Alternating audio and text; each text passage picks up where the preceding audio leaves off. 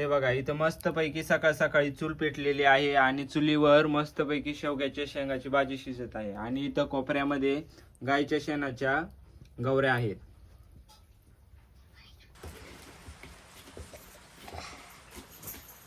अरे थांबा थांबा, मी काय करतोय बघून तर जा.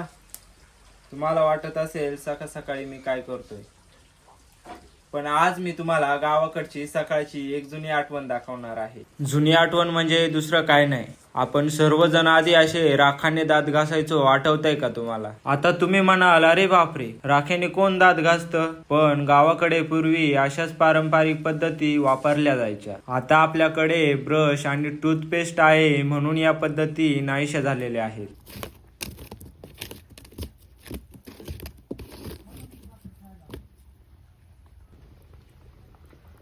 इथे सकाळ सकाळी चूल पेटलेली आहे. इथे कोपऱ्यामध्ये गाईच्या शेणाच्या गावऱ्या आहेत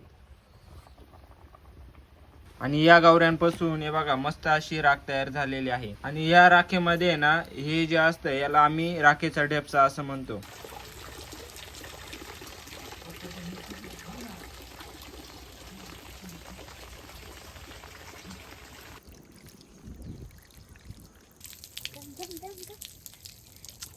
गावाकडच्या घरात सकाळची सुरुवात चुलीपासूनच होते आणि चूल पेटली की घरात एक वेगळाच उबदारपणा येतो. खरंच सांगतो, गावाकडची सकाळ अनुभवायला मिळाली की दिवसाची सुरुवात एका वेगळ्याच मूड मध्ये होते. आता आईचा मस्त इथे स्वयंपाक चालला आहे आणि चपात्यांचा मस्तपैकी वास येत आहे. आता दात घासून झाले की लगेच आंघोळ करायची आणि चहा आणि चपाती खायची, नाहीतर भाजी तर तयारच आहे, लगेच जेवण करायचं.